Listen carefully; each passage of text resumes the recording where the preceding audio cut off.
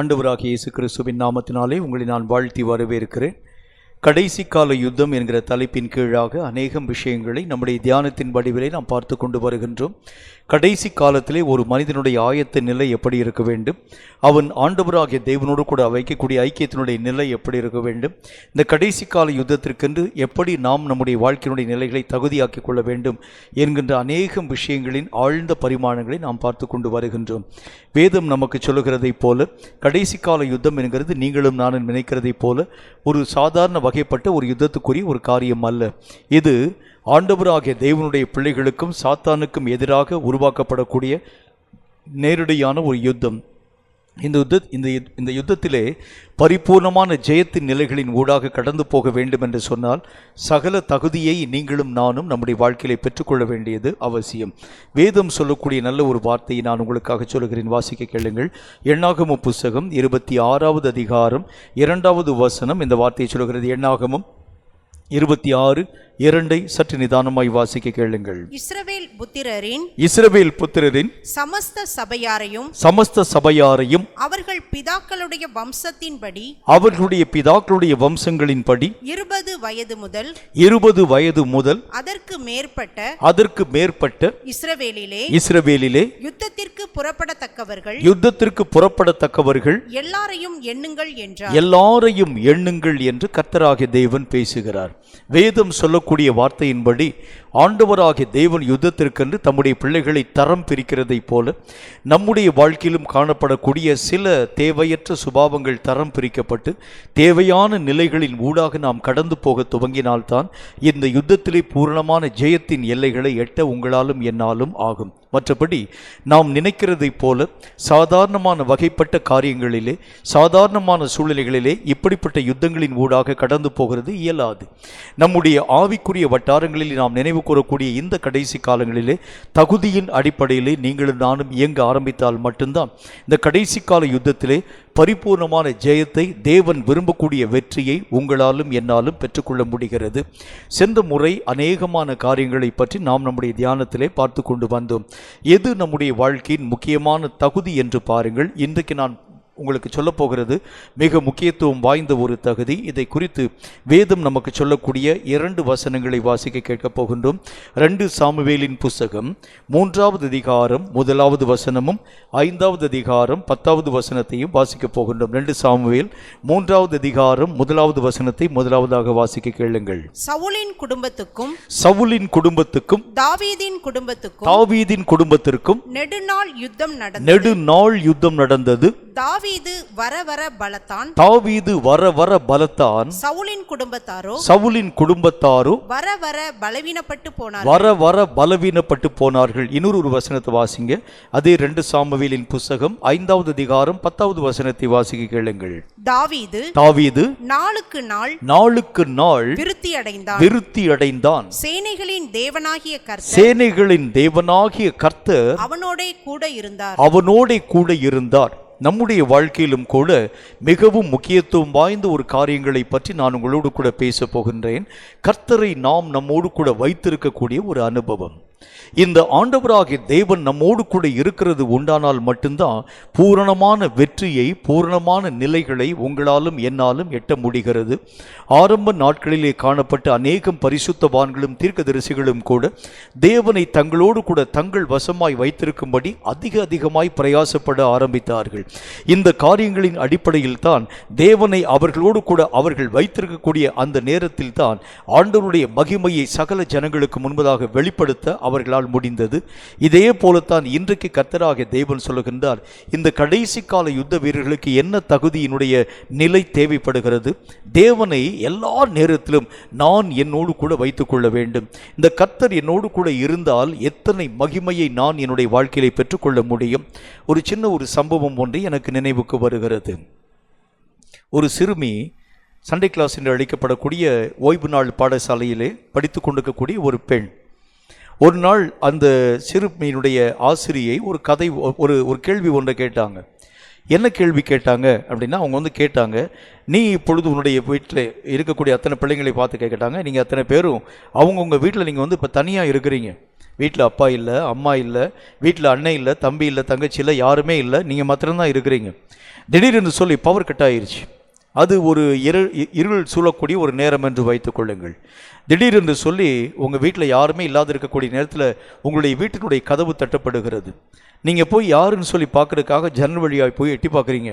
எட்டி பார்க்கக்கூடிய நேரத்தில் சாத்தான் பயங்கரமான பெரிய கொம்புகளோடு கூட உங்கள் வீட்டு வாசலுக்கு முன்பதாக நின்று கொண்டிருந்தால் நீங்கள் என்ன செய்வீங்க அப்படின்னு கேட்டாங்க அந்த டீச்சர். உடனே ஒவ்வொரு பிள்ளையும் ஒவ்வொரு வார்த்தையை சொல்லிட்டு, நான் பக்கத்தில் இருக்கக்கூடிய ஆட்களுக்கு நான் உடனே தொலைபேசியில் மூலம் தொடர்பு கொள்வேன் அப்படின்னு ஒரு பொண்ணு சொல்லிச்சு. ஒரு பிள்ளை சொல்லிச்சு, பயங்கரமாக நான் சத்தம் போட்டு அலறி மக்களை அத்தனை விதமான மக்களை நான் கூட்டிக் கொண்டு வருவேன் என்கிறதை பற்றி பேசிச்சு. சில பிள்ளைகள் சொன்னால் நான் விளக்கு மாற்ற வச்சுக்கிறேன், செருப்பு வச்சுக்கிறேன், அப்படிலாம் சில பிள்ளைகள்லாம் பேச ஆரம்பித்தது. ஒரு பிள்ளை மாத்திரம் அமைதியாக நின்று கொண்டிருந்தது. அந்த பிள்ளையை பார்த்து அந்த டீச்சர் கேட்டார், நீ என்ன செய்வ அப்படின்னு கேட்டாங்க. நான் ஏன் பயப்பட வேண்டும், என்னோடு கூடத்தான் ஆண்டவர் இருக்கிறாரே, ஆண்டவராகிய தேவனை பார்த்து சொல்லுவேன், ஆண்டவரை நீங்கள் போய் நீங்கள் அந்த டோரை ஓப்பன் பண்ணுங்கன்னு சொல்லுவேன். கர்த்தர் கதவை திறந்தால் சாத்தான் தன்னாக ஓடி அவன் அந்த இடத்தை விட்டு மெய்யாகவே காலி பண்ணி போயிட்டு போடுவான். இதில் நான் பயப்படுகிறதுக்கு என்ன இருக்கிறது என்கிறதை பற்றி அந்த பெண் பேச துவங்கினாள். இதை நான் எதற்கு சொல்கிறேன் என்றால், கர்த்தரை நான் என்னோடு கூட வைத்திருக்கக்கூடிய ஒரு அனுபவம் எந்த விஷயமாய் காணப்பட ஆரம்பித்தாலும் நம்முடைய வாழ்க்கையிலே பயம் என்கின்ற தன்மைகள் உருவாக்கப்படுகிறது இல்லை. ஒரு நாள் இஸ்ரவேல் மக்கள் ஆண்டவராகிய தேவனுக்கு விரோதமாக பாவம் செய்த பொழுது கர்த்தராகிய தேவன் மோசேயோடு கூட ஒரு வார்த்தையை பேசினார். அவர் சொன்னார், இனி நான் உங்களோடு கூட வரமாட்டேன் மோசே, இவர்கள் என்னுடைய இந்த ஜனங்கள் எல்லாரும் வணங்கா கழுத்துள்ள ஒரு ஜனங்களைப் போல நான் பேசக்கூடிய எந்த வார்த்தைகளுக்கும் கீழ்ப்படியாமல் தங்கள் மனம் போன போக்கின்படி காரியங்களை நடப்பிக்க ஆரம்பிக்கிறதுனாலே நான் இனி உங்களை நடத்துகிறதற்கு ஒரு தூதனை அனுப்புகிறேன். அவர் உங்களை சரியான வழியிலே நடத்தி கொண்டு போய் வாக்கு பண்ணப்பட்ட அந்த கானான் தேசத்திலே கொண்டு போய் விட்டு விடுவார். ஆகவே நான் உங்களோடு கூட வருகிறது உண்டானால் எரிச்சலின் கடவுளாகிய நான் இப்படிப்பட்ட தவறான காரியங்களை செய்கிறதுனாலே அநேக மக்கள் இறந்து போய் விடுவார்கள். ஆகவே இனி நான் வரமாட்டேன் என்று சொல்லி கர்த்தராகிய தேவன் மோசேயோடு கூட பேசினார். மோசே உடனே ஆண்டவராகிய தேவனை பார்த்து இந்த வார்த்தையை பேசுகிறார். அவர் சொல்லுகின்றார், நீர் எங்களோடு கூட வருகிறதான் ஆண்டவரே மேன்மை, நீர் எங்களோடு கூட இல்லை என்று சொன்னால் இத்தனை பெரிய காரியங்களை எங்களால் எப்படி சாதித்திருக்க முடியும்? ஒரு மகா பெரிய பார்வோனுக்கு முன்பதாக நாங்கள் தனியாக இத்தனை ஜனங்கள் ஒருமனப்பட்டு நின்றிருக்கிறது உண்டானால் அந்த பார்வோன் ஒரே காரியமாக எங்களை அழித்து போட்டிருப்பானே. எங்களை வல்லமை கொள்ள செய்தது நீர் அல்லவா? எங்களை இத்தனை விதமான காரியங்களை உருவாக்குறது நீர் அல்லவா? மகா பெரிய புயத்திலே நின்று மகா பெரிய இருப்பு கரங்களிலே நின்று எங்களை ரட்சித்து கூட்டிக் கொண்டு வந்தவர் நீர் அல்லவா? நீர் இல்லை என்று சொன்னால் இந்த இடத்தை விட்டு ஒரு அடி கூட நாங்கள் நகரப்போகிறது இல்லை. நீர் எங்களோடு கூட வருகிறதான் எங்களுக்கு மேன்மை என்கிறதை பற்றி மோசே கர்த்தரோடு கூட பேச துவங்குகிறதை பார்க்க முடியும். கர்த்தரை நான் என்னோடு கூட வைத்திருக்கக்கூடிய அனுபவம் தான் மேன்மை. இந்த கர்த்தரை நான் என்னோடு கூட வைத்திருக்க ஆரம்பிக்கிறது உண்டானால் எந்த விஷயத்தையும் எளிதாக சாதிக்க என்னால் ஆகும். ஏனென்றால் வேதம் சொல்லக்கூடிய வார்த்தையின்படி கர்த்தரை தன்னுடைய தெய்வமாக கொண்டிருக்கக்கூடிய ஜனமும் ஜாதியும் பாக்கியம் உள்ளது என்று வேதத்திலே நாம் வாசிக்கிறோம். ஆண்டவராகிய தேவனை நாம் நம்முடைய வாழ்க்கையிலே புயபலமாய் வைத்திருக்க ஆரம்பிக்கிறது உண்டானால் செயற்கரிய பெரிய காரியங்களை சாதிக்க உங்களாலும் என்னாலும் ஆகும். இந்த கடைசி கால யுத்தத்திற்கு இது மிகவும் அவசியம், அத்தியாவசியமானதும் கூட. ஏனென்றால் இந்த கர்த்தர் தான் சேனைகளின் கர்த்தராக உன்னையும் என்னையும் நடத்தி கொண்டு போகக்கூடியவரை போல, உனக்கும் எனக்கும் தேவையான வழிமுறைகள் யாவற்றையும் கற்பித்து தருகிறவரை போல, எந்த இடத்தில் எந்த காரியங்களை நாம் உருவாக்க வேண்டும் என்கின்ற ஒவ்வொரு வழிமுறைகளை நமக்கு கற்பித்து தரக்கூடிய தேவனாய் அவர் நம்மோடு கூட வந்தால் மட்டும்தான் நம்முடைய வாழ்க்கையிலே மேன்மையான விஷயங்களை பெற்றுக்கொள்ள முடியும். அது மட்டும் இல்லாமல் கர்த்தர் நம்மோடு கூட இருக்கிறது உண்டானால் சாத்தானும் உங்களுக்கு எனக்கு முன்பதாக வருகிறதற்கு நடுக்கம் கொள்ள துவங்க ஆரம்பித்து விடுவார்.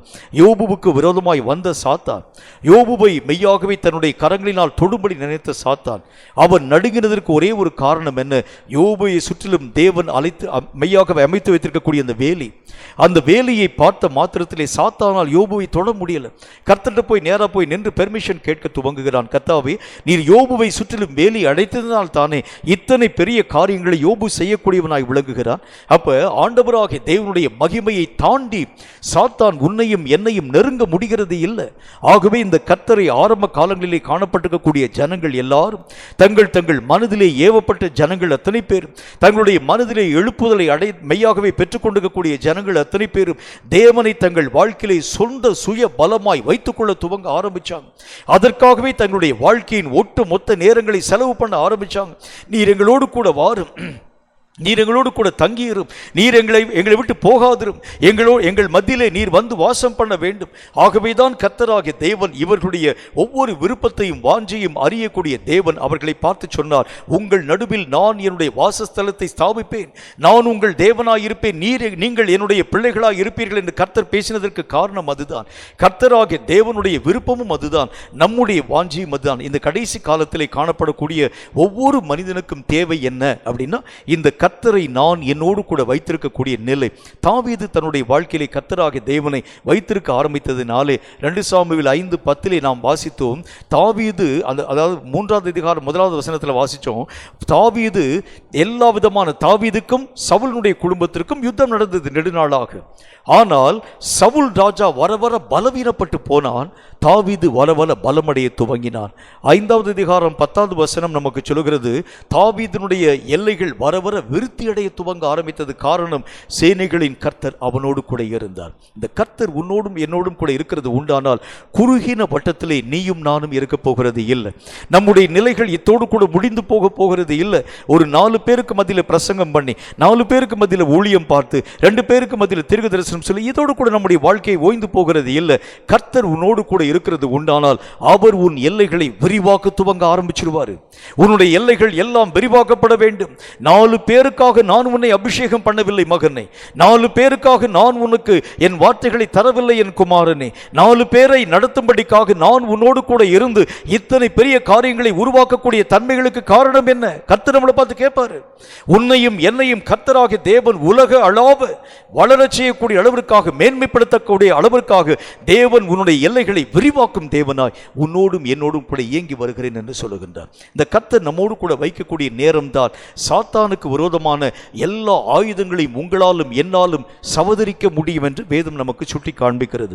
கர்த்தருடைய நாமத்தினாலே கர்த்தர் நம்மோடு கூட இருக்கும்போது சகல ஞானத்தை நமக்கு போதித்து, எந்த காலத்தில் எந்த ஆயுதங்களை நீ பயன்படுத்த வேண்டும், எந்தெந்த ஆயுதங்களை நீ கூர்மைப்படுத்த வேண்டும். ஒரு நாளிலே சவுலினுடைய தானியங்கள் இருக்கக்கூடிய நேரத்திலே திடீரென்று சொல்லி பேசிய பெலிஸ்தியருடைய ராஜ்யம் சவுலினுடைய ராஜ்யத்திற்கு விரோதமாய் கடந்து வந்துவிட்டது.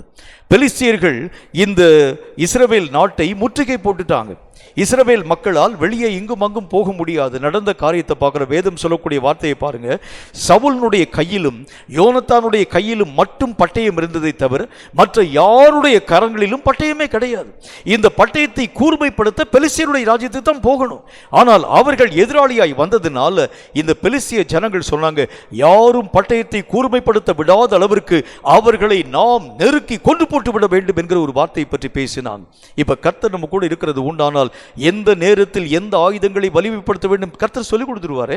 எந்த நேரத்தில் எந்த காரியத்தை நீ உன்னுடைய வாழ்க்கையிலே மெய்யாகவே பயனாக்க வேண்டும், எந்த இடத்துல என்னென்ன விதமான காரியங்களை நீ உன்னுடைய வாழ்க்கையிலே ஏற்படுத்த வேண்டும், எல்லா விஷயங்களையும் கர்த்தராகிய தேவன் நமக்கு வழிநடத்தக்கூடிய தேவனாய் காணப்பட ஆரம்பிக்கிறதுனாலே ஆரம்ப நாட்களில் காணப்பட்ட ஒவ்வொருவரும் கூட இந்த கர்த்தராகிய தேவனுடைய அபேட்சையை நாட துவங்க ஆரம்பிச்சாங்க.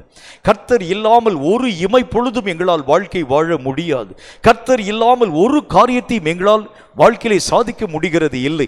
அந்த ஜனங்கள் எல்லாரும் உணர ஆரம்பிச்சனால தான் கர்த்தராகிய தேவனையை எல்லா காலத்திலும் அவர்கள் தங்கள் வாழ்க்கையிலே சார்ந்து கொண்டார்கள் என்று வேதத்திலே நாம் வாசிக்கிறோம். இது மெய்யாகவே மிகவும் முக்கியமான, மிகவும் ஆழமான ஆண்டவராகிய தேவனுடைய காரியங்களை பெற்றுக்கொள்ளக்கூடிய ஒரு முக்கியமான யுத்த தந்திரம். கர்த்தரை நம்ம கூட வச்சிருக்கக்கூடிய ஒரு யுத்த தந்திரத்தை நீங்களும் நானும் உடைய மக்களாய் காணப்பட ஆரம்பிக்கும் பொழுதுதான் இந்த காரியங்களின் அடிப்படையிலே சாத்தானை எளிதாக நசுக்க உங்களாலும் என்னாலும் ஆகும். நிறைய நேரங்களில் வேத புஸ்தகத்தில் இங்கே வாசிச்சிருக்க முடியும். ஆண்டவராகிய தேவனுடைய நாமத்தினாலே இந்த இஸ்ரவேல் மக்கள் யுத்தத்துக்கு போவாங்க. எதிரி படைகள் பயங்கரமாய் 1000, 10,000 லட்சக்கணக்காய் ஜனங்கள் வருவாங்க.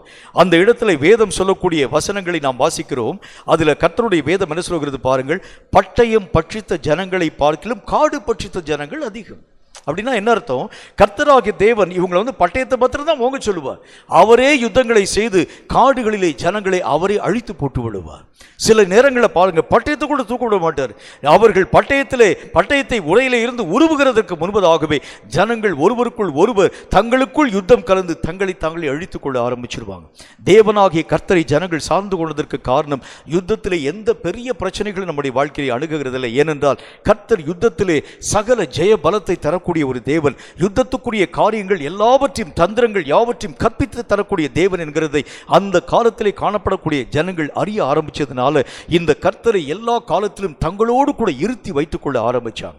இந்த கர்த்தரை நான் இன்றைக்கு உங்களுக்கு நான் அறிமுகப்படுத்துகிறேன். எந்த காரியமாய் காணப்பட ஆரம்பித்தாலும் இந்த கர்த்தரை மட்டும் நீங்கள் இங்கும் அங்கும் போக விட்டு விடக்கூடாது. இந்த கர்த்தரை உங்களோடு கூட நீங்கள் இருத்தி வைத்துக் கொள்ள வேண்டும். என்னோடு கூட வந்து நீர் தங்கியிரும் ஆண்டவரே, என்னோடு கூட நீர் வந்து தாபரிக்க வேண்டும் ஆண்டவரே. நீர் எங்களோடு கூட இருந்தால்தான் எங்களுக்கு மேன்மை, எங்கள் ஐக்கியத்தில் மேன்மை, எங்கள் சபையில மேன்மை, எங்கள் குடும்பத்தில் மேன்மை. இதெல்லாம் எப்பொழுது வரும் என்றால் நீர் எங்கள் மத்தியிலே ஒருவராய் வந்து வாசம் பண்ண வேண்டும். இந்த காரியங்களை நீங்கள் உங்கள் வாழ்க்கையிலே நல்ல ஒரு யுத்த தந்திரத்தை நீங்கள் தெரிந்து கொள்கிறது உண்டானால் எந்த ஆயுதங்களின் கூறுகளையும் மடங்கடிக்க உன்னாலும் என்னாலும் ஆகும் என்று கர்த்தருடைய வேதம் நமக்கு சொல்லுகிறது. சரி, இந்த கர்த்தரை நான் என்னோடு கூட வைத்துக் கொள்ளக்கூடிய வழிமுறை என்ன? எப்படி அவர் என்னோடு கூட வந்து வாசம் பண்ணுவார்? அவரை நான் என்னோடு கூட வைத்துக் கொள்ளக்கூடிய சில முறைகளை நாம் அறிந்து கொள்ள போகிறோம். இது உங்களுக்கு ரொம்ப பிரயோஜனம் உள்ளதாக இருக்கும். நீங்களும் ஆண்டவராகிய தேவனை சார்ந்து கொள்ள ஆரம்பிக்கிறது உண்டானால், தேவனை உங்கள் வசமாய் வைத்துக் கொள்ளுகிறது உண்டானால், நிச்சயமாகவே இந்த கடைசி காலத்தில் மகா பெரிய காரியங்களை சாதிக்க உங்களாலும் என்னாலும் ஆகும் என்று கர்த்தருடைய வேதம் சொல்கிறது. முதலாவது காரியத்தை வாசிக்க போகிறோம். நியாயாதிபதிகளின் புத்தகம் 13வது அதிகாரம் 5வது வசனத்தையும் 25வது வசனத்தையும் வாசிக்க கேளுங்கள். நியாயாதிபதிகள் 13வது அதிகாரம் 5வது வசனமும் 25வது வசனத்தையும் வாசிக்க கேளுங்கள். நீ கர்ப்பம் தரித்து ஒரு குமாரனை பெறுவாய். அவன் தலையின் மேல் சவரகன் கத்தி படலாகாது. அந்த பிள்ளை பிறந்தது முதல் தேவனுக்கென்று நசரேயனாய் இருப்பான். அவன் இஸ்ரவேலை பெலிஸ்தருடைய கைகளுக்கு நீங்களாக்கி ரட்சிக்க தொடங்குவான் என்று சொன்னார். கர்த்தருடைய வேதத்தில் வாசிக்கிறோம், ஆண்டவராகிய தேவனுடைய பிள்ளை என்கிறதை கர்த்தராகிய தேவன் பேசுகிறார். 25வது வசனத்தையும் வாசிங்க. அதுல என்ன போட்டுக்கு பாருங்க. அவன் சோராவுக்கும் எஸ்தாவோலுக்கும் நடுவிலே உள்ள தானினுடைய பாளையத்திலே இருக்கையில் கர்த்தருடைய ஆவியானவர் அவனை அவர் ஏவ துவங்கினார். கர்த்தருடைய வேதம் சொல்கிறது, சிம்சோனை கர்த்தராகிய தேவன் தெரிந்து கொள்ள ஆரம்பித்தார். தாயின் வயிற்றிலே உருவாகக்கூடிய சிம்சோனை கர்த்தராகிய தேவன் தேர்ந்து கொள்ள ஆரம்பித்தார். இந்த சிம்சோனும் தேவனை தன் வசமாய் வைத்துக் கொள்ள துவங்கினான். ஆண்டவரே, எந்த காரியமாய் காணப்பட ஆரம்பித்தாலும் கர்த்தருடைய நாமத்தினாலே நீர் என்னோடு கூட வர வேண்டும். இந்த சிம்சோனோடு கூட கர்த்தராகிய தேவன் துணையாய் நின்றதினாலே எத்தனை பெரிய காரியங்களை சாதிக்க துவங்கினான் பாருங்கள். வேதம் சொல்லக்கூடிய வார்த்தையின் படியே சிம்சோனோடு கூட கர்த்தர் இருந்ததற்கு மூல காரணம் என்ன? சமஸ்த இஸ்ரவேலையும் ரட்சிக்க வேண்டும் என்கிற ஒரே காரியத்தின் அடிப்படையிலே இஸ்ரவேலை ரட்சிக்கும் பொறுப்பை சிம்சோன் தன்னுடைய கரங்களின் மூலம் செய்து முடிக்க வேண்டும். இன்றைக்கு தேவன் உன்னோடும் என்னோடும் கூட வசிக்க வேண்டும் என்று விரும்புகின்றார். தேவனாகிய கர்த்தரை நீ உன்னுடைய வாழ்க்கையிலே சொந்தமாய் ஏற்றுக்கொள்ள வேண்டும், நீ உன்னோடு கூட வைத்துக் கொள்ள வேண்டும் என்று கர்த்தர் விருப்பப்படுகின்றார். காரணம், இந்த இந்தியாவையும் அகில உலகத்தையும் ரட்சிக்க வேண்டிய பொறுப்பு உன் பொறுப்பு. நீதான் செய்யணும், நீதான் காரியத்தை உருவாக்கணும். அன்றைக்கு இஸ்ரவேலை ரட்சிக்க ஒரு சிம்சோனை கர்த்தராகிய தேவன் பயன்படுத்துகிறதற்கு சிம்சோனுக்கு கர்த்தருடைய உதவி தேவைப்பட ஆரம்பித்தது. சிம்சோனோடு கூட கர்த்தர் இருக்க ஆரம்பித்ததனால தான் எல்லா ஜனங்களும் சமஸ்த இஸ்ரவேலும் அந்த சிம்சோனுக்கு கீழ்ப்படிந்து அடங்கி நடக்க துவங்க ஆரம்பிச்சாங்க. இந்த கர்த்தர் உன்னோடும் என்னோடும் கூட இருக்க ஆரம்பிக்கிறது உண்டானால் இந்தியா மட்டுமல்ல, ஒட்டுமொத்த அகில உலகமும் கூட உனக்கும் எனக்கும் பயந்து நடுங்கக்கூடிய ஒரு காரியத்தை உன் கண்களினாலும் என் கண்களினாலும் காண முடியும். உலகத்தினுடைய தன்மைகளை மெய்யாகவே மாற்றி அமைக்க வேண்டிய பொறுப்பு, உலகத்திலே காணப்படும் மக்களுடைய பிரச்சனைகளை தீர்க்க வேண்டிய பொறுப்பு, உலகத்திலே வரக்கூடிய அநேக விதமான சண்டை சச்சரவுகளுக்கு நீதியான உத்தரவுகளை தர வேண்டிய பொறுப்பு, நியாயமான அநேகம் தீர்ப்புகளை தர வேண்டிய பொறுப்பு யாரோ ஒரு மனுஷனுடைய பொறுப்பு அல்ல, அது உன் பொறுப்பும் என் பொறுப்பும். கர்த்தர் உன்னையும் என்னையும் அதற்குத்தான் தேர்ந்தெடுக்க ஆரம்பித்தார். நம்ம நினைக்கிறோம் தேசத்தை ஆளுகை செய்யக்கூடிய தலைவர்கள் அதை பார்த்துக் கொள்வார்கள், தேசத்திலே காணப்படக்கூடிய அரசாங்கம் அதை மெய்யாகவே பொறுப்பேற்றுக் கொள்ள ஆரம்பிக்கும், தேசத்திலே காணப்படக்கூடிய இராணுவங்கள் நம்மை பாதுகாக்க துவங்கிவிடும், தேசத்திலே காணப்படக்கூடிய எல்லா விதமான ஜனங்களும் கூட தேவையான காரியங்களை சந்திக்க துவங்கி விடுவார்கள் என்று சொல்லி இல்லை, எல்லா பொறுப்பும் உன் கையிலும் என் கையிலும் கொடுக்கப்பட்டது. நீயும் நானும் அந்த பொறுப்பிலே சரிவர இயங்காமல் இருக்கிறனால தான் யாரோ ஒருவன் இந்த ஒரு பொறுப்பை தன் கையகப்படுத்த ஆரம்பித்திருக்கிறான். யாரோ ஒரு அரசாங்கம், யாரோ ஒரு மனிதன், யாரோ ஒரு குடிமகன், யாரோ ஒரு இராணுவம், யாரோ ஒரு அதிகாரம் இந்த தேசத்தை ஆளுகை செய்கிறதற்கு காரணம் நீயும் நானும் அந்த தகுதி இழந்து போயிட்டோம். நீ உன்னோடு என்னோடும் கர்த்தர் இருக்கிறது உண்டானால் இந்த சமஸ்த உலகத்தையும் சமஸ்த இந்திய நாட்டையும் ரட்சிப்பின் ஊடாக நடத்தவும், அவைகளை பாதுகாக்கவும், அவைகளுக்கு நியாயம் விசாரிக்கவும் உன்னாலும் என்னாலும் ஆகும் என்று கர்த்தருடைய வேதம் சொல்கிறது. நமக்கு என்ன எவ்வளவு பெரிய பொறுப்பு தந்திருக்கிறார் பாருங்கள். இந்த பொறுப்பை நாம் ஏன் இழந்து போயிருக்கிறோம் என்றால் தேவனை நான் என்னோடு கூட வைத்துக்கொள்ள பிரியப்படலை. இந்த கர்த்தர் எல்லா நேரத்திலும் என்னோடு கூட இருக்கக்கூடிய தேவன் ஒவ்வொரு விஷயத்தையும் என்னோடு கூட பேச ஆரம்பிக்கின்றார்.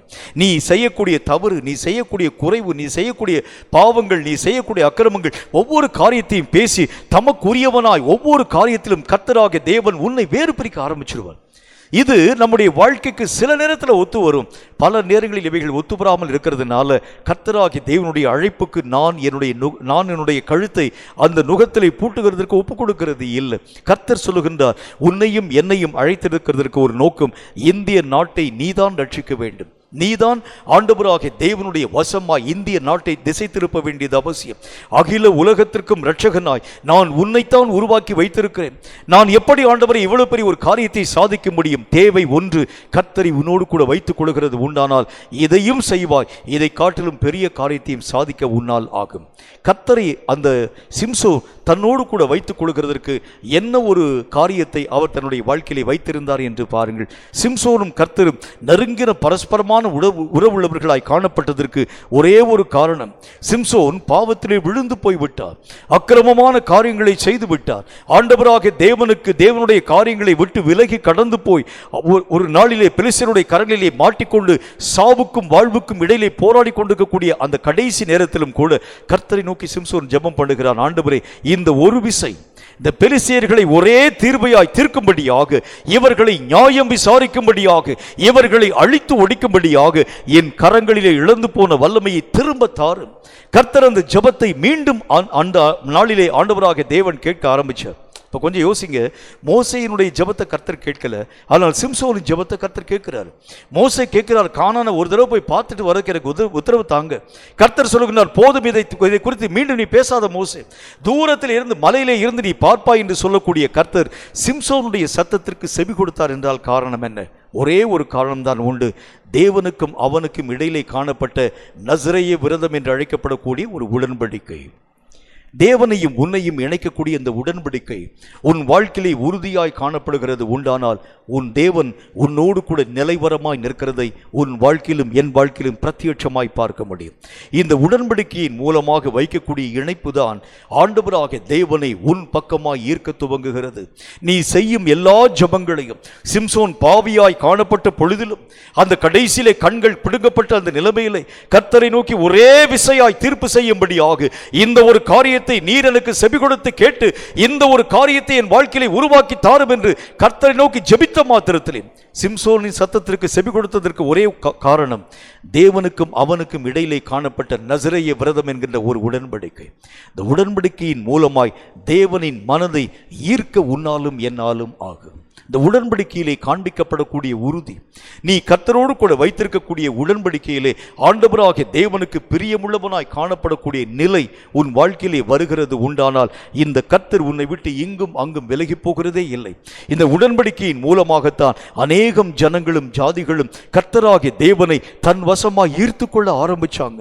உடன்படிக்கையினுடைய காரியங்களின் நிமித்தம் தேவனுடைய மனதை அவர்கள் உருக பண்ண துவங்கினாங்க. தேவனை தன் வசமாய் ஈர்த்து கொள்ள ஆரம்பிச்சாங்க. சிம்சோனும் கர்த்தராகிய தேவனை ஈர்த்துக் கொண்டதற்கு காரணம் நசரேய விரதம் என்று அழைக்கப்படக்கூடிய உடன்படிக்கை. ஆண்டவரே, இந்த உடன்படிக்கையினால் நீரும் நானும் ஒன்றாக பிணைக்கப்பட்டிருக்கிறோம். இந்த உடன்படிக்கையை கர்த்தருக்கு முன்பதாய் காண்பித்த மாத்திரத்திலே தேவன் அந்த ஜெபத்திற்கு செவி கொடுத்து ஒரே தீர்வையாய் எல்லா ஜனங்களையும் அழித்து ஒழிக்கும் பலத்தை மீண்டும் சிம்சோனுடைய கரங்களிலே கர்த்தராகிய தேவன் தந்தார். கேட்கும் கர்த்தருடைய பிள்ளையே, முதல் தேவை என்ன? உன் தேவனை உன்னோடு நீ இருத்தி வைத்துக் கொள்ள வேண்டும் என்றால் முதல் காரியம், தேவனுக்கும் உனக்கும் இடையிலே காணப்படக்கூடிய உடன்படிக்கையிலே இருக்கக்கூடிய உறுதித்தன்மை. இந்த உடன்படிக்கையிலே நீங்களும் நானும் மீறுகிறது உண்டானால் உடன்படிக்கையை விட்டு நாம் தாண்டி கடந்து போகி விலகி போக ஆரம்பிக்கிறது உண்டானால் தேவனை வழியிலே நாம் மெய்யாகவே தொலைத்து போட ஆரம்பிச்சிருவோம். நம்முடைய வாழ்க்கையிலே கர்த்தரோடு கூட வைத்திருக்கக்கூடிய உடன்படிக்கையிலே வந்திருக்கக்கூடிய நெருக்கமான ஒரு வாழ்க்கை உங்கள் வாழ்க்கையாக என் வாழ்க்கையாக காணப்பட ஆரம்பிக்கிறது உண்டானால் சத்ருவுக்கு எதிரான வெண்கல அலங்கமாய் நெய்யும் நானும் நிறுத்தப்பட முடியும். இந்த பொல்லாத சாத்தான் உடன்படிக்கையை மீறும்படியான தன்மைகளை உனக்கும் எனக்கும் விரோதமாய் உருவாக்க துவங்குகிறார். கர்த்தருடைய வேதம் நமக்கு சொல்லக்கூடிய நல்ல ஒரு வார்த்தையை பாருங்க. உங்களுக்கும் கர்த்தருக்கு இடையில என்ன ஒரு உடன்படிக்கை ஆண்டவராக தேவன் உறுதிப்படுத்தி வைத்திருக்கிறார் என்று பாருங்கள். எபிரேயருக்கு எழுதப்பட்ட நிருபம் 13வது அதிகாரம் 20, 21 ஆகிய வசனங்களை வாசிக்க கேளுங்கள். எபிரேயர் 13வது அதிகாரம் 20, 21 ஆகிய வசனங்கள் இந்த வார்த்தையை சொல்கிறது. வாசிக்க கேளுங்கள். நித்திய உடன்படிக்கையின் இரத்தத்தினாலே, நித்திய உடன்படிக்கையினுடைய இரத்தத்தினாலே ஆடுகளுடைய பெரிய மேய்ப்பனான நம்முடைய கர்த்தராகிய இயேசுவை மரித்தோரிலே இருந்து ஏறி வர பண்ணின சமாதானத்தின் தேவன் இயேசு கிறிஸ்துவை கொண்டு தமக்கு முன்பாக பிரியமானதை அவர் உங்களிலே நடப்பித்து நீங்கள் தம்முடைய சித்தத்தின்படி செய்ய உங்களை சகல விதமான நல்ல கிரியைகளிலும் சீர் பொருந்தினவர்களாக்குவாராக. அவருக்கே என்றென்றைக்கும் மகிமை உண்டாவதாக. கர்த்தருடைய வேத புஸ்தகத்தில் நல்ல ஒரு வார்த்தையை பார்க்கிறோம். இதில் ஆண்டவருடைய வேதம் சொல்கிறது, ஆண்டவராகிய தேவன் என்ன உடன்படிக்கையை நம்ம கூட செஞ்சிருக்கிறார் பாருங்க. உங்களுக்கும் அவருக்கும் இடையில ஒரு நல்ல ஒரு உடன்படிக்கை. என்ன ஒரு உடன்படிக்கை? அவருக்கு பிரியமானதை அவர் உங்களிலே செய்ய வேண்டும் என்று விருப்பப்படுகின்றார். நிறைய நேரத்தில் நமக்கு பிரியமான விஷயத்தை நாம் நம்முடைய வாழ்க்கையில செய்து கொண்டு வருகின்றோம். நம்முடைய பிரியத்திற்காக கர்த்தராகிய தேவனை நாம் வருந்தி வேண்டி விரும்பி கேட்க ஆரம்பிக்கின்றோம். ஆண்டவரே, எனக்கு இந்த விஷயம் தேவைப்படுது, இந்த காரியம் தேவைப்படுது, இந்த ஆசீர்வாதம் தேவைப்படுது, இந்த வீடு நான் கட்டணும், இந்த ஒரு இந்த காரியத்தினூடாக போகணும், இந்த ஒரு தொழில் எனக்கு லாபகரமான முன்னேற்றம் வர வேண்டும். என் பிரியத்திற்காக கர்த்தராகிய தேவனை வழிக்கிறேனே தவிர அவருடைய பிரியத்தை பற்றி நான் என்னுடைய வாழ்க்கையில எவ்வளவேனும் யோசிக்கிறது இல்லை. கர்த்தராகிய தேவன் உனக்கும் எனக்கும் ஒரு உடன்படிக்கை ஏற்படுத்தி வைத்திருக்கிறார். என்ன ஒரு உடன்படிக்கை ஏற்படுத்தி வைத்திருக்கிறார்? அவர் செய்திருக்கக்கூடிய உடன்படிக்கை உங்களிலே தன்னுடைய எல்லா விதமான காரியங்களையும், தமக்கு பிரியமான விஷயங்களை உங்களிலே அவர் உறுதிப்படுத்த வேண்டும், உங்களிலே அவர் உருவாக்க வேண்டும். அது மட்டும் இல்லாமல் உங்களை அவருடைய சித்தத்தின்படி நடக்கும்படியான காரியங்களை செய்ய வேண்டும். 2 காரியத்தை ஆண்டவராகிய தேவன் உனக்குள்ளும் எனக்குள்ளும் உருவாக்கி வைத்திருக்கிறார். எப்படி பேசுகிறார் பாருங்க. அவர் சொல்லுகின்றார், அவருக்கு பிரியமானது என்ன, அவருக்கு விருப்பமானது என்ன? நீ உன் வழியிலே உன் மட்டிலே வாழக்கூடிய வாழ்க்கை கர்த்தருக்கு பிரியமானது அல்ல.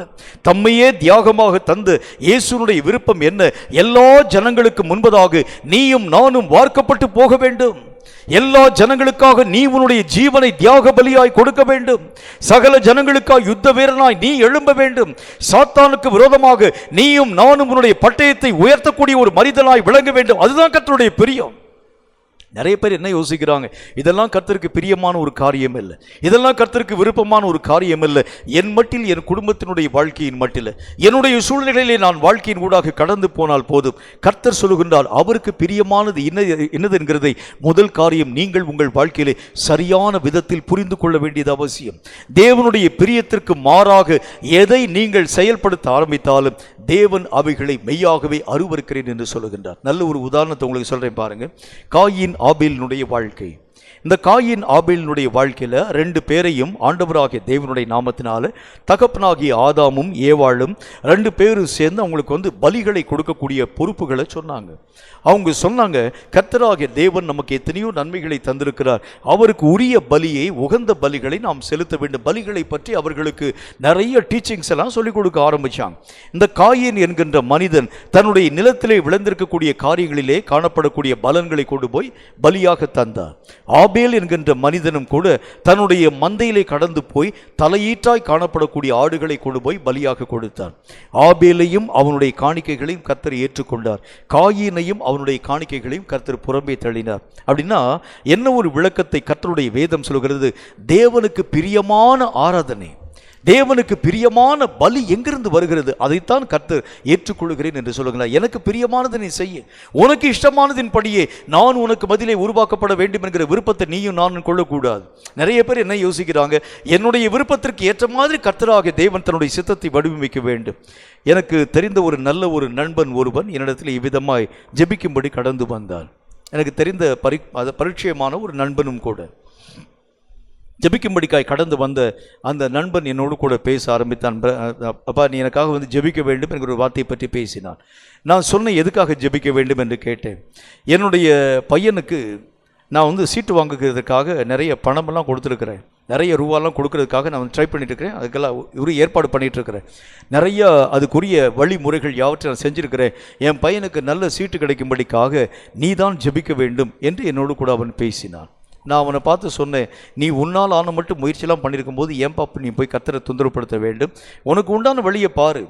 இந்த வழி கிடைக்கவில்லை என்று சொன்னால் எல்லாத்தையும் விட்டுட்டு நீ கர்த்தருடைய சமூகத்திலே வர வேண்டும். இல்லை, கர்த்தராகிய தேவன் இந்த விஷயத்திலும் என்னை ஆசீர்வதிக்க வேண்டும். நான் அவர்களுக்கு கொடுக்க வேண்டிய லஞ்ச பணம் கொடுத்தாலும் கூட கர்த்தர் தானே கிரிகளை நடப்பிக்க வேண்டும் என்கிறதை பற்றி அவன் என்னோடு கூட வலியுறுத்தி பேச ஆரம்பித்தான். சில பேருக்கு நம்ம சொல்லக்கூடிய ஆலோசனை பிடிக்காது. அவங்களே சில யோசனைகளை வச்சுருப்பாங்க. அதுக்கு ஏற்ற மாதிரி நீங்கள் பேசணும். அதுக்கு மாறா நீங்கள் பேசினா உங்களுடைய யோசனை அவங்க ஏற்றுக்கிற மாட்டாங்க. அவங்க சொல்லுவாங்க, ஏன் இதுக்கு இப்படி செஞ்சான்னு அப்படி செஞ்சான்னு தங்களுடைய கருத்தை அவர்கள் வலியுறுத்தி பேசுகிறதை பார்க்க முடியும். கர்த்தர் சொல்லுகின்றார், எந்த ஒரு காரியத்தையும் நீ அது இது என்கிற ஒரு வார்த்தையின் மூலம் பேசக்கூடாது. கர்த்தர் என்ன வார்த்தையை சொல்லுகிறாரோ அங்கே போ, உடனே போயிடணும். இங்கே நில்லு, உடனே நிற்கணும். அங்கே போகக்கூடாது, உடனே போகக்கூடாது. கர்த்தராகிய தேவனுக்கு பிரியமானதை செய்ய வேண்டும் என்கிற ஒரு விருப்பத்தை, ஒரு வாஞ்சையை உடன்படிக்கையாக நம்முடைய வாழ்க்கையிலே கர்த்தர் உருவாக்கி வைத்திருக்கிறார். இந்த உடன்படிக்கைக்கு நல்ல ஒரு உதாரணமாக நான் யாரை சொல்ல முடியும்? ஆபிரகாமும் அவனுடைய மகனாகிய ஈசாக்கும். ஒரு நாளிலே ஆபிரகாம் ஆகிய தந்தை ஈசாக்கை அழைத்து கொண்டு போகின்றான் அந்த ஒரு பெரிய ஒரு மலை பிராந்தியமான பகுதிக்கு. அந்த மலை பகுதியிலே அழைத்து கொண்டு போகக்கூடிய நேரத்திலே பலி கொடுக்கும்படிக்காய் கூட்டிக் கொண்டு போகின்றான். சாராய் கேட்குறாங்க, எங்கே போகிறீங்கன்னு கேட்குறான். கர்த்தராகிய தேவனுக்கு பலி கொடுக்கும்படிக்காய் கடந்து போகின்றேன். போகக்கூடிய வழியிலே ஈசாக்கு தன்னுடைய தகப்பனாகிய ஆபிரகாமை பார்த்து கேட்கிறான், அப்பா, எல்லா விதமான பொருளை நம்ம எடுத்துகிட்டு போயிட்டோம், ஆனால் பலிக்குரிய பொருள் எங்கே இருக்கிறது? எதை நாம் பலி கொடுக்க போகின்றோம்? கேட்ட பொழுது இந்த ஆபிரகாம் அவனை பார்த்து சொல்லுகின்றான், மகனை, நான் உன்னைத்தான் பலி கொடுக்க போகின்றேன். ஈசாக்குக்கு அந்த காரியம் பிரியமான ஒரு காரியமாக இருந்திருக்காது. அப்பா தன்னுடைய சொந்த கையினாலே சொந்த மகனுடைய கழுத்தை அறுத்து பலி கொடுக்க போகின்றான். அவனுடைய எல்லா ஜீவனை வாங்கி போட போகின்றான். இது எங்கும் அங்கும் ஜன நடமாட்டம் இல்லாதிருக்கக்கூடிய ஒரு மலை பிராந்தியத்திலே நடைபெறக்கூடிய ஒரு சம்பவம். என்றாலும் கூட எந்த விதமான வாய் திறவாத ஆட்டுக்குட்டியை போல ஆண்டவராகிய தேவன் எப்படி பிதாவாகிய தேவனுடைய சித்தத்திற்கு முழுக்க முழுக்க கீழ்ப்படிந்து தன்னுடைய ஜீவனையும் விடும்படிக்காக ஒப்புக் கொடுக்கக்கூடிய ஒரு தேவனாக வாய் திறவாத ஆட்டுக்குட்டியை போல கடந்து வந்தாரோ, அதே போல எந்த விதமான சத்தமும் சந்தடியும் போடாமல் தன் தகப்பனுடைய சித்தத்திற்கு அப்படி கீழ்ப்படி ஆரம்பித்தான். இதுதான் கர்த்தருக்கு பிரியம். நீ உன்னுடைய மனம் போன போக்கின்படி ஓடுகிறது கர்த்தருக்கு பிரியம் அல்ல, கர்த்தருடைய சித்தத்தின்படி செய்கிறதான் கர்த்தருக்கு பிரியம். இதைத்தான் தேவன் நம்முடைய வாழ்க்கையை உடன்படிக்கையாய் ஏற்படுத்தி வைத்திருக்கிறார். என்னுடைய இஷ்டத்தின்படி போகக்கூடிய எல்லா விதமான மாடுகளைப் போல, ஆடுகளைப் போல என் விருப்பத்தின்படி நடக்கக்கூடிய மனிதர்களாய் நீங்களும் நானும் காணப்பட வேண்டும். இதுதான் நான் உங்களோடு கூட செய்திருக்கக்கூடிய உடன்படிக்கை. உன்னுடைய கழுத்தை நெரித்து, உன்னுடைய கழுத்தை மெய்யாகவே என்னுடைய நுகத்தை விட்டு நீக்கி உன் இஷ்டத்தின்படி போகிறது எனக்கு பிரியம் அல்ல என்று கர்த்தர் நமக்கு சொல்லுகின்றார். இந்த தேவனை என்னோடு கூட வைத்திருக்க வேண்டும் என்று சொன்னால் ஒரே ஒரு வழி முறைதான் உண்டு. அவர் என்னை எங்கே போகச் சொல்கிறாரோ, ஏன், எதற்கு, எப்படி என்று சொல்லி எந்த கேள்வியும் கேளாமல் அவர் என்னை அழைக்கக்கூடிய இடத்தை நோக்கி நான் கடந்து போகிறது உண்டானால் இந்த தேவன் என்னோடு கூட நிலைவரமாய் தங்கி இருப்பார் என்பதில் சந்தேகம் ஒன்றுமில்லை. இரண்டாவதாக, கர்த்தராகிய தேவன் நம்மோடு கூட மெய்யாகவே தங்கி இருக்கிறதற்கு இரண்டாவது வழிமுறையை பற்றி வேதம் நமக்கு என்ன சொல்கிறது என்று பாருங்கள். ஆதியாகம புத்தகம் 26வது அதிகாரம் 26 முதல் 29 வரை வாசிக்க கேளுங்கள். ஆதியாகமம் 26வது அதிகாரம் 26 முதல் 29 வரை வாசிக்க கேளுங்கள். அபிமலேக்கும்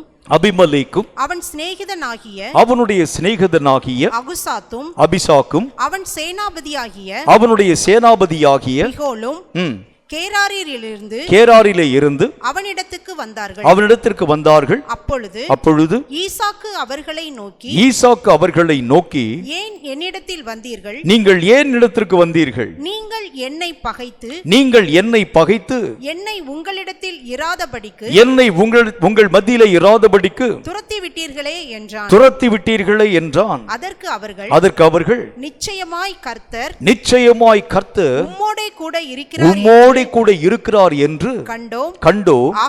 ஆகையால் எங்களுக்கும் உமக்கும் ஒரு ஆணை ஏற்பாடு உண்டாக வேண்டும் என்று நாங்கள் நிர்ணயம் பண்ணினோம். நாங்கள் உம்மை தொடாமல் நன்மையே நாங்கள் உமக்கு செய்து உம்மை சமாதானத்தோட சமாதானமாய் அனுப்பிவிட்டதைப் போல நீரும் எங்களுக்கு தீங்கு செய்யாதபடிக்கு உம்மோடே உடன்படிக்கை பண்ணிக்கொள்ள வந்தோம். நீர் கர்த்தரால் ஆசீர்வதிக்கப்பட்டவராமே என்றார். அந்த இடத்திலே கர்த்தரை அறியாதிருக்கக்கூடிய ஜனம், தேவனுடைய மகிமையை பற்றி உணராதிருக்கக்கூடிய மக்கள், என்றாலும் கூட ஈசாக்கோடு கூட கர்த்தராகிய தேவன் இருக்கிறார் என்பதை அந்த ஜனங்களுடைய கண்கள் பிரத்யேகமாய் காண துவங்கிற்று. அவங்க சொல்றாங்க, அவங்களே நேரா சொல்றாங்க, அபிமெலேக்கும் கூட வரக்கூடிய அத்தனை விதமான மக்களும் அவர்களை பார்க்கக்கூடிய நேரத்தில் ஈசாக்கை பார்த்து, நாங்கள் உம்மோடு கூட ஆணையிடுவித்துக் கொள்ளும்படியாய் உடன்படிக்கை செய்யும்படியாய் வந்தோம். ஈசாக்கு அவர்களை பார்த்து சொல்லுகின்றார், நான் உங்கள் நடுவிலே மெய்யாகவே தங்கி இருக்கக்கூடிய நேரத்தில் என்னை துரத்தி விட்டவர்கள் நீங்கள் தானே, என்னை பகைத்தவர்கள் நீங்கள் தானே, இப்பொழுது என்னோடு கூட உடன்படிக்கை பண்ணிக்கொள்வதற்கு என்ன வந்தது என்று சொல்லி கேட்ட பொழுது, உண்மையாகவே கர்த்தர் உம்மோடு கூட இருக்கிறார். ஈசாக்கோடு கூட தேவனாகிய கர்த்தர் துணையாய் நின்றார். எல்லா ஜனங்களுடைய கண்களுக்கு முன்பதாய் பிரத்யட்சமாய் அவைகள் காணப்பட துவங்கிற்று. ஈசாக்கோடு கூட கர்த்தராகிய தேவன் மெய்யாகவே துணையாய் நின்றதற்கு முக்கியமான காரணம் என்ன அப்படின்னா, இந்த கர்த்தர் துணையாய் நின்றதினாலே சத்துருக்கள் அத்தனை பேரும் கர்த்தரை இவர் மூலமாய் காண துவங்க ஆரம்பிச்சாங்க. உன் கூட கர்த்தர் இருக்கிறதை சாத்தான் கண்டு நடுங்க வேண்டும். நான் போய் சாத்தானுக்கு முன்னால் போய் நின்று சொல்லக்கூடாது, என் கூட கர்த்தர் இருக்கிறார் பாரு, என் கூட கர்த்தர் இருக்கிறார் பாரு சொல்லி நான் பேசக்கூடாது. என் கூட கர்த்தராக தேவன் இருக்கிறதை நான் சொல்லி அல்ல, நான் சொல்லாமலே எல்லா விதமான ஜனங்களும் அறிய வேண்டும். இதுதான் தேவன் என்னோடு கூட இருக்கிறதனுடைய மேன்மை. என் வாழ்க்கையிலே கர்த்தர் இருக்கிறார் என்பதை யாருக்கும் போய் நான் சொல்லிக் கொடுக்க கூடாது. ஒரு முறை எனக்கு தெரிந்த நல்ல ஒரு ஊழியக்காரர் சில ஆதங்கமான வார்த்தையை என்னோடு கூட பேச ஆரம்பித்தார். அவர் பேசும்போது ஒரு வார்த்தை சொன்னார், எனக்கு பின்னால் வந்த ஒரு ஊழியக்காரங்க, ஆனால் அவனுக்கு பெரிய ஒரு வால் போஸ்டர் அடிச்சிருந்தாங்க, பெரிய தீர்க்கதரிசி என்கிற ஒரு பேரை போட்டு அந்த ஊழியக்காரனுடைய பேரை ரொம்ப பெருசாக போட்டு இந்த காலத்தினுடைய, அதாவது நவீனமான தீர்க்கதரிசியினுடைய அழைப்பு பெற்றிருக்கக்கூடிய நல்ல ஒரு ஊழியக்காரன் சொல்லி பேரை போட்டாங்க. நான் எத்தனை வருஷம் ஊழியம் பார்க்குறேன் பாருங்க, எத்தனை காலமாக நான் கர்த்தருடைய வார்த்தையை அறிவித்துக் கொண்டு வருகிறேன் பாருங்க. நான் அந்த ஊருக்கு அந்த ஊழியத்துக்கு போன பொழுது வெறும் பிட் நோட்டீஸ் எடுத்து கொடுத்துட்டாங்க. எனக்கு வயிற்றுச்சலாக போயிடுச்சுங்க.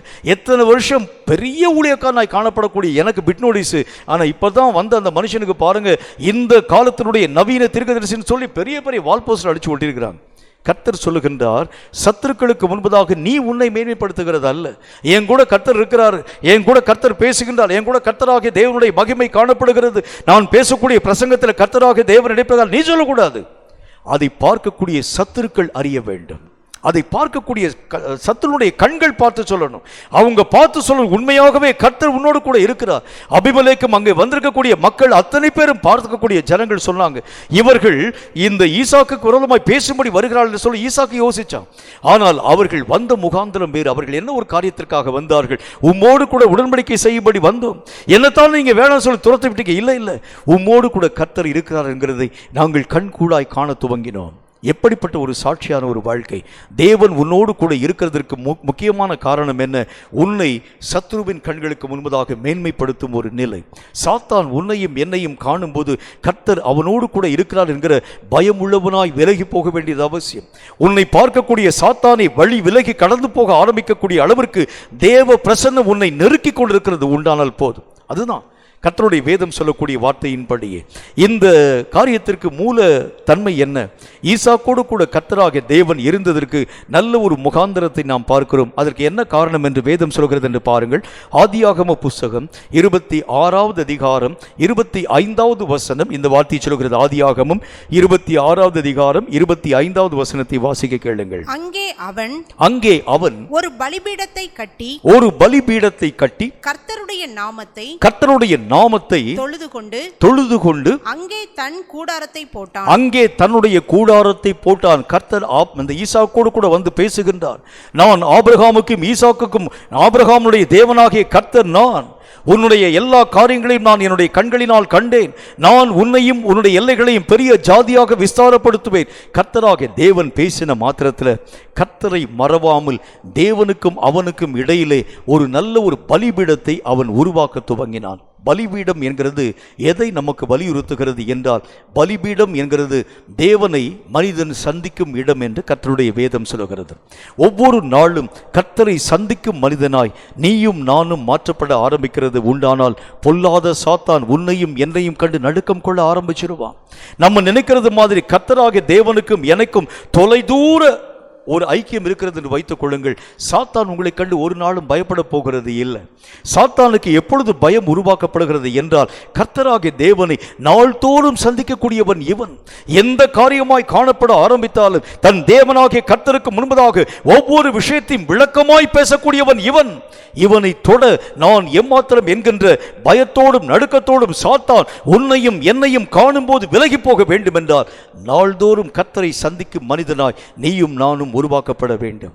கர்த்தராகிய தேவனை எத்தனை முறை நாம் நம்முடைய வாழ்க்கையிலே சந்திக்கிறோம் என்று யோசித்து பாருங்கள். சில நேரங்களில் கர்த்தராகிய தேவனை ஜெபத்தின் மூலம் நாம் தேடுகின்றோம். சில நேரங்களில் கர்த்தராகிய தேவனை வேத வசனங்களின் மூலம் நாம் தேடுகின்றோம். பல நேரங்களில் நாம் அவரை ஓய்வெடுக்க விட்டுவிட ஆரம்பித்து விடுகின்றோம். பல நேரங்களில் நமக்கு அவருக்கு சம்பந்தமே இல்லை. நம்முடைய வாழ்க்கை ஏதோ ஒரு டைரக்ஷனை நோக்கி கடந்து போகிறது.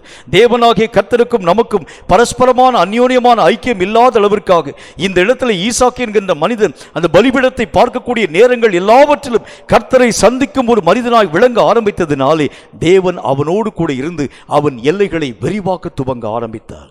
தான் அந்த ஆண்டவராகிய தேவனுடைய வேதம் சொல்லுகிறதை போல ஈசாக்கு அந்நிய தேசத்திலே விதைத்தார். நூறத்தனையான ஆசீர்வாதம்.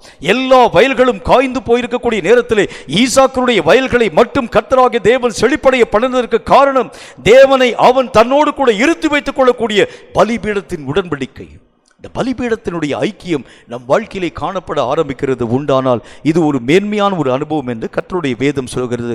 பலிபீடம் என்கிறது எதை நமக்கு சுட்டி காண்பிக்கிறது என்று பாருங்கள்.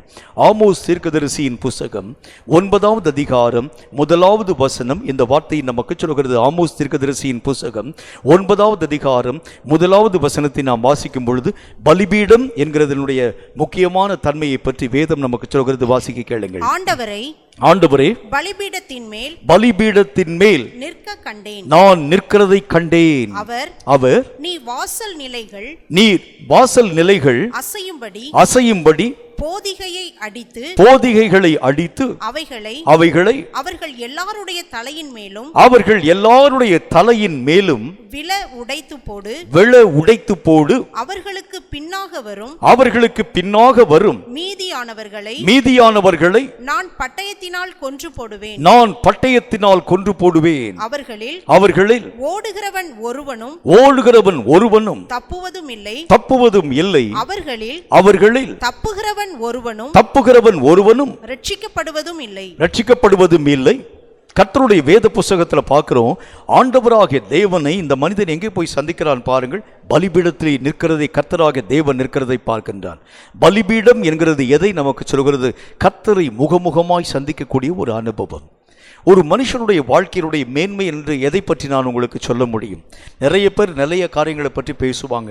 பரலோக ராஜ்யத்திலே போகிறது மேன்மை, பரலோகத்திலே வாசம் பண்ணுகிறது மேன்மை, கர்த்தருடைய கிருபைகளை நாள்தோறும் பெறுகிறது மேன்மை, தேவன் நம்முடைய ஜெபங்களை கேட்கிறது மேன்மை, நம்முடைய குறைவுகளை நிறைவாக்குகிறது மேன்மை, ஆண்டவராகிய தேவனுடைய பரிசுத்தமுள்ள வல்லமைகளை பெறுகிறது மேன்மை. பல விஷயங்களை பல ஜனங்கள் பேசுவாங்க. எல்லா காரியங்களும் உண்மைதான். ஆனால் நான் கண்டுகொண்ட ஒரே ஒரு மேன்மை, இந்த உலகத்தில் இருக்கும் பொழுதே தேவனை ஒரு மனிதன் சந்திக்கிறது தான் மகா பெரிய மேன்மை என்று நான் சொல்ல முடியும். ஏனென்றால் கர்த்தராகிய தேவனை ஒரு மனிதன் சந்திக்க ஆரம்பிக்கும் பொழுதுதான் எல்லா மகிமைகளையும் வல்லமைகளையும் தன் வாழ்க்கையிலே அவன் தன்னுடைய ஜீவியத்திலே பெற்றுக்கொள்ள துவங்க ஆரம்பிக்கின்றான்.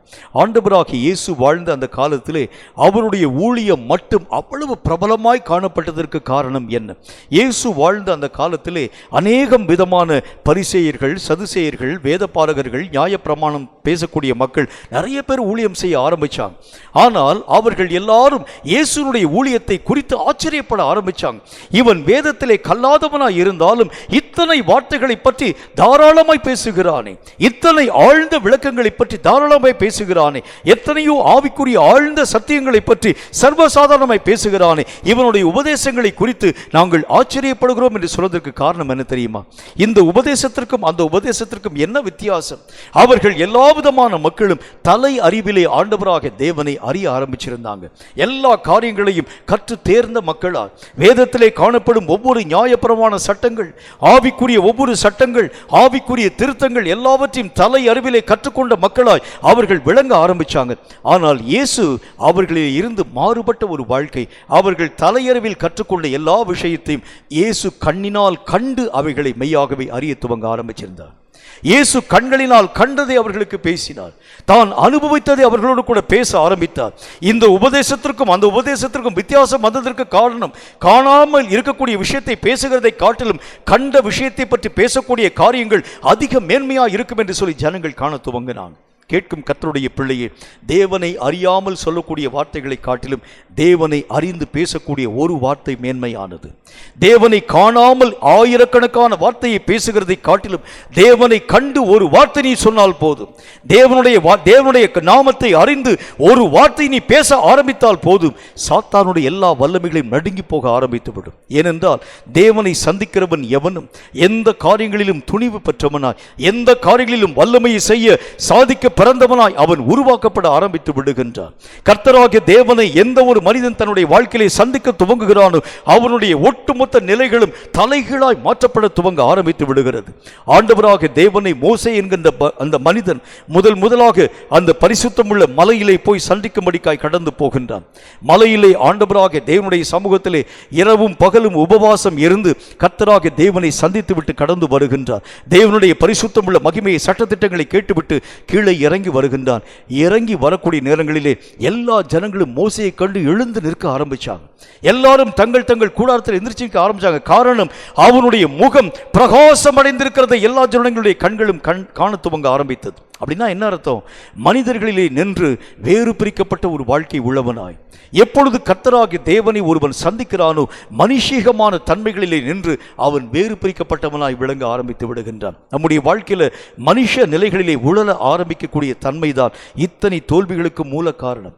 இந்த தோல்விகள் எல்லாம் வருகிறதுக்கு என்ன காரணம் என்றால், மனுஷன் யோசிக்கிற வண்ணமாய், மனுஷன் பேசுகிற வண்ணமாய், மனுஷன் சிந்திக்கிற வண்ணமாய், மனுஷன் பிரயாசங்களின் ஊடாக கடந்து போகக்கூடிய காரியங்களின் வண்ணமாய் நீங்களும் நானும் இயங்குகிறது தான் வாழ்க்கையினுடைய ஒட்டு மொத்த தோல்விக்கு காரணம் என்று கர்த்தருடைய வேதம் நமக்கு திட்டமும் தீர்க்கவும் சொல்கிறது. கேட்கும் கர்த்தருடைய பிள்ளையே, இந்த கர்த்தராகிய தேவனை சந்திக்கும் ஒரு அனுபவத்தை நீயும் நானும் பெற்றுக்கொள்ள வேண்டும் என்று கர்த்தருடைய வேத புஸ்தகத்திலே வாசிக்கிறோம். மூன்றாவது ஒரு மனிதனை பற்றி நான் உங்களுக்கு சொல்ல வேண்டும். ஏற்கனவே நாம் வாசித்ததை போல கர்த்தரை தன்னோடு கூட வைத்திருக்கக்கூடிய மனிதர்களிலே மூன்றாவது மனிதனாக 2 சாமுவேலின் புஸ்தகம் 5வது அதிகாரம் 10வது வசனத்தை மீண்டும் ஒரு முறை வாசிக்க கேளுங்கள்.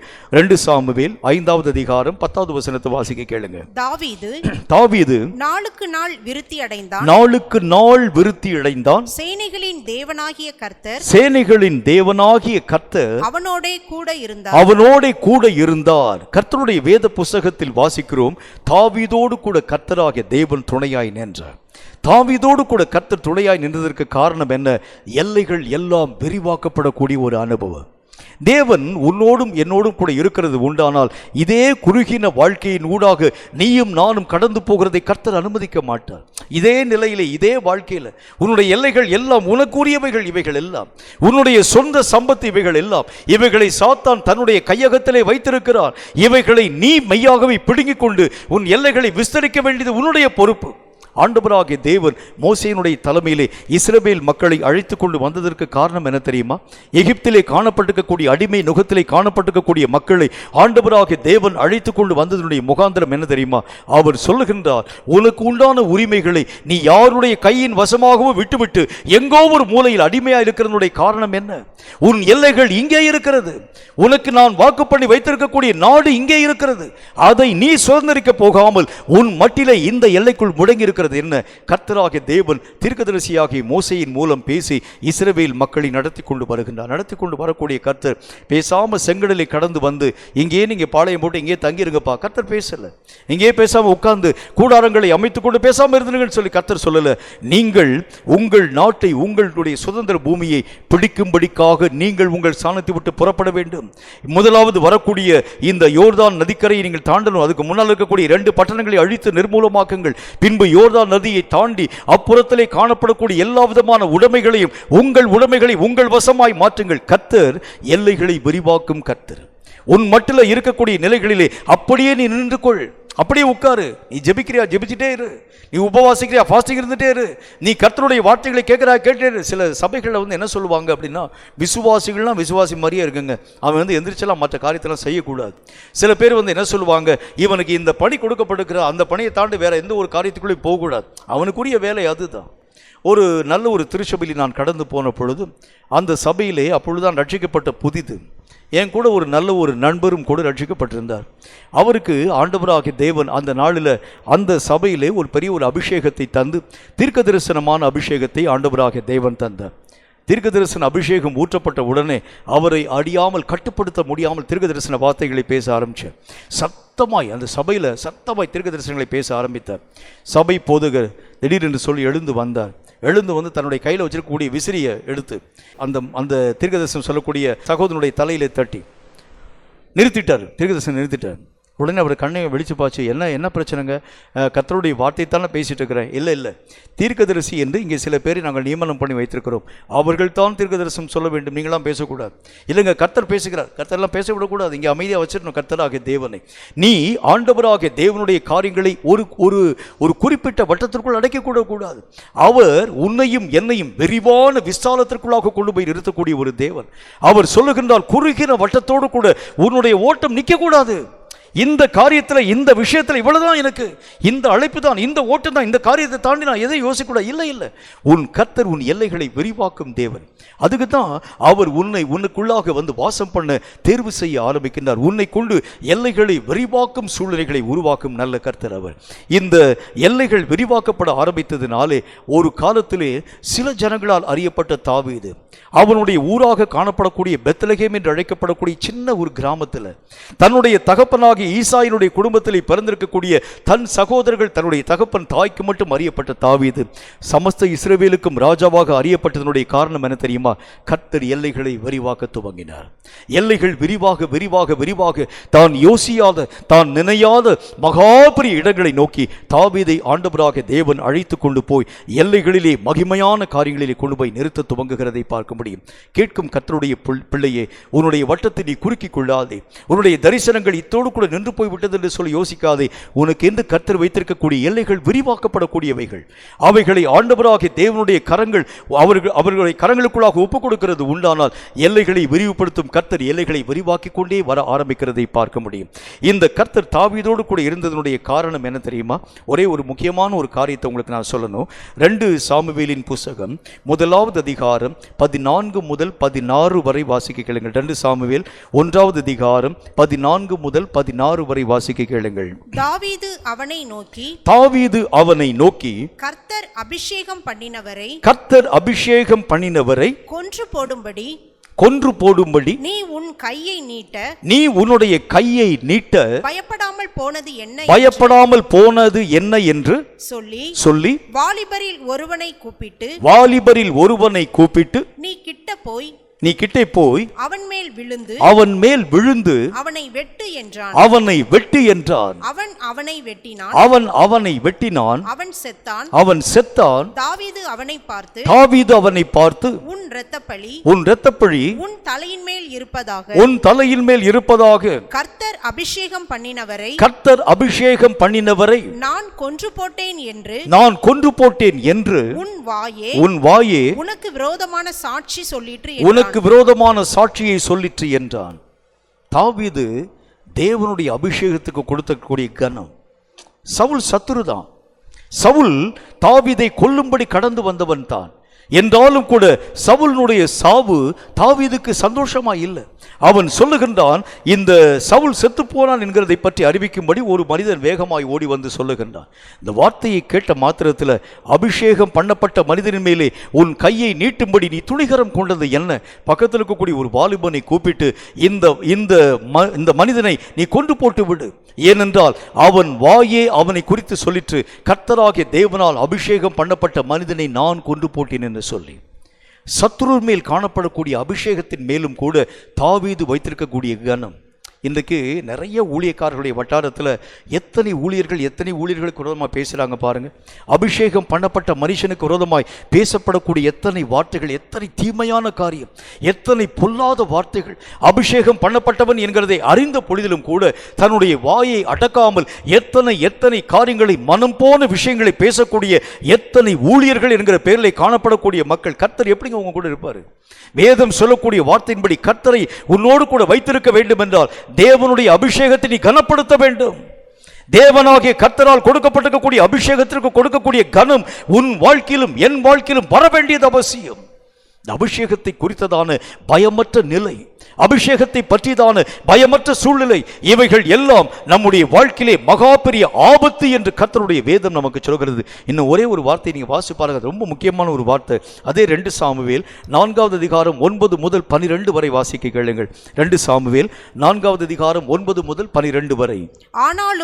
ஆனாலும் தாவீது பேரோத்தியனான ரிம்மோனின் குமாரராகிய ரேகாபுக்கும் அவன் சகோதரன் பானாவுக்கும் அவனுடைய சகோதரன் கானாவுக்கும் பிரதியுத்தரமாக என் ஆத்துமாவை எல்லா இக்கட்டுகளுக்கும் விலக்கி நீங்களாக்கி நீக்க கர்த்தருடைய ஜீவனை கொண்டு நான் சொல்லுகிறதை கேளுங்கள். இதோ ஒருவன் எனக்கு நற்செய்தி கொண்டு வருகிறவன் என்று எண்ணி சவுல் செத்து போனான் என்றும் எனக்கு அறிவித்து தனக்கு வெகுமானம் கிடைக்கும் என்று நினைத்தபோது அவனை நான் பிடித்து சிக்லாகிலே நான் கொன்று போட்டேனே. கர்த்தருடைய வேதம் சொல்லுகிறது, அபிஷேகம் பண்ணப்பட்ட மனிதர்களுக்கு விரோதமாய் தன்னுடைய கரங்களை நீட்டக்கூடிய ஒவ்வொருவனுக்கும் விரோதியாய் தாவீது எழும்ப ஆரம்பித்தார். இந்த சுபாவம் தான் தேவனாகிய கர்த்தரை தாவீதோடு கூட பின்னி பிணைய பண்ண ஆரம்பித்தது. கேட்கும் கர்த்தருடைய பிள்ளையே, அபிஷேகம் பண்ணப்பட்ட மனிதரின் மேலே நீ உன்னுடைய கரங்களை நீட்டாதே. அபிஷேகம் பண்ணப்பட்ட யாருக்கும் விரோதமான வார்த்தைகளை நீ உன்னுடைய வாயிலும் பேசாதே. அவர்களுக்கு விரோதமான எந்த தூஷணமும் உன் வாயிலிருந்து புறப்படக்கூடாது. உன் தேவன் உன்னோடு கூட இருக்க வேண்டும் என்று சொன்னால் அபிஷேகம் பண்ணிவிருக்கக்கூடிய கர்த்தராகிய தேவனை நீயும் நானும் கனப்படுத்த வேண்டியது அவசியம். அபிஷேகம் பெற்றிருக்கக்கூடிய மனிதன் யாராயிருந்தாலும் அவன் செய்யக்கூடிய தவறுகளுக்கு அவன் கர்த்தராகிய தேவனுக்கு அவன் கணக்கு கொடுப்பார். அதை பற்றி நீயும் நானும் கவலைப்பட வேண்டிய அவசியம் இல்லை. அபிஷேகத்திற்கு நீங்களும் நானும் கனத்தை கொடுக்கிறது உண்டானால் இந்த கர்த்தர் உன்னோடும் என்னோடும் கூட இருக்க ஆரம்பிப்பார். கேட்கும் கர்த்தருடைய பிள்ளையை, கர்த்தரை நான் என்னோடு கூட வைத்துக் கொள்கிறதான் மேன்மை. யுத்தத்திலே ஜெயமான காரியங்களை பெற்றுக்கொள்ள வேண்டும் என்றால் கர்த்தர் உங்களோடு கூட இருக்க ஆரம்பிக்கும் பொழுது எல்லா யுத்தத்திலும் பரிபூர்ணமான ஜெயத்தை, விடுதலையை நீங்களும் நானும் தடையில்லாமல் பெற்றுக்கொள்ள முடியும். இனி வரக்கூடிய இந்த கடைசி காலங்களிலே தேவனை உங்களோடு கூட வைத்துக்கொள்ள வேண்டும் என்றால் சிம்சோனோடு கூட கர்த்தர் இருந்ததைப் போல, ஈசாக்கோடு கூட கர்த்தர் இருந்ததைப் போல, தாவீதோடு கூட கர்த்தர் இருந்ததைப் போல உங்களோடும் கூட கர்த்தர் இருக்க வேண்டும் என்று சொன்னால் அவர்களுக்குள் காணப்பட்ட நற்கிரியைகள் உங்கள் வாழ்க்கையிலே காணப்படுகிறது உண்டானால் கர்த்தர் உங்களோடு கூட இருப்பார். இந்த கர்த்தரை கொண்டு எதையும் சாதிக்க முடியும். ஆண்டவராகிய தேவனால் ஒரு சேனைக்குள் பாயவும் ஒரு மதிலை தாண்டவும் உங்களால் ஆகும். தலைகளை தாழ்த்தி கண்களை மூடி கர்த்தரை நோக்கி நாம் ஜெபம் செய்வோம். சர்வபலமுள்ள ஆண்டவராகிய கர்த்தாவே, நீர் பேசின இந்த பரிசுத்தமுள்ள வார்த்தைகளுக்காக ஸ்தோத்திரம். தேவனை எங்களோடு கூட வைத்துக் கொள்கிறதுதான் எங்களுடைய வாழ்க்கையின் மேன்மை என்கிறதை நாங்கள் பிரத்யட்சமாய் அறிந்து உணர ஆவியானவராகிய கர்த்தர் கிருபைகளை தந்ததற்காக ஸ்தோத்திரம் ஆண்டவரே. இந்த நல்ல வார்த்தையினுடைய அடிப்படையிலே சிம்சோனோடு கூட கர்த்தரீர் இருந்ததற்கு காரணம் தேவனோடு கூட செய்த உடன்படிக்கை என்றும், கர்த்தாவே ஈசாக்கோடு கூட கர்த்தராகிய தேவன் இருந்ததற்கு காரணம் தேவனோடு கூட வைத்திருக்கக்கூடிய ஐக்கியம் என்றும், தாவீதோடு கூட நீர் இருந்ததற்கு காரணம் கர்த்தாவே உமக்கு கோடானு கோடி ஸ்தோத்திரம் தேவனுடைய அபிஷேகத்திற்கு அவன் தந்த கனம் என்றும் மதிப்பு என்றும் நாங்கள் அறிந்து கொண்டோமே. இந்த வார்த்தைகளை கேட்ட நாங்கள் யுத்தத்திலே ஜெயபலமாய் எழுந்து நின்று சாத்தானுக்கு விரோதமாய் எழும்ப வேண்டும் என்றால் தேவனாகிய உம்மை நாங்கள் எங்களோடு கூட வைத்துக் கொள்ள வேண்டுமே. எங்களோடு நீர் இருக்க வேண்டும் என்று சொன்னால் இவர்களுக்குள் காணப்பட்ட இதே நிலை எங்கள் வாழ்க்கையிலும் வரும்படி உம்மை நோக்கி நாங்கள் ஜெபிக்கிறோம். எங்கள் இஷ்டத்தின்படி எங்கள் விருப்பத்தின்படி ஓடக்கூடிய மக்களாய் அல்ல, உம் சித்தத்தை புரிந்து கொண்டு அவைகளுக்கு ஏற்ற வண்ணமாய் நாங்கள் உருவாக்கப்பட்டு உம் நாமத்தை மகிமைப்படுத்த நீரே கிருபை தந்து ஆசீர்வதிக்க வேண்டும் என்று இயேசு கிறிஸ்துவின் நாமத்தினால் ஜெபித்திருக்கிறோம் எங்கள் பரிசுத்தமுள்ள நல்ல பிதாவே. ஆமேன், ஆமேன்.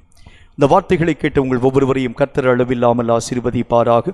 ஆண்டவராகிய தேவன் சிம்சோனோடு கூட இருந்ததைப் போல, ஈசாக்கோடு இருந்ததைப் போல, தாவீதோடு கூட இருந்ததைப் போல நம்மோடும் கூட நாம் அவரை வைத்துக்கொள்ள வேண்டும் என்றால் அவர்களுக்குள் காணப்பட்ட சகல தன்மைகளையும் பெற்றுக்கொண்டு தேவனை நம்மோடு கூட வைத்துக்கொண்டு சாத்தானுக்கு விரோதமாய் எழுந்து நிற்க ஆரம்பிக்கிறது உண்டானால் சாத்தான் இருந்த இடம் தெரியாமல் மறைந்து ஓடி போய்விடால் என்பதில் சந்தேகம் ஒன்றுமில்லை. யுத்தத்திலே ஜெயத்தை பெற கர்த்தரை உங்களோடு கூட வைத்துக் கொள்ளுங்கள். கர்த்தர் இதோ சீக்கிரம் வருகிறார். மாரநாதா.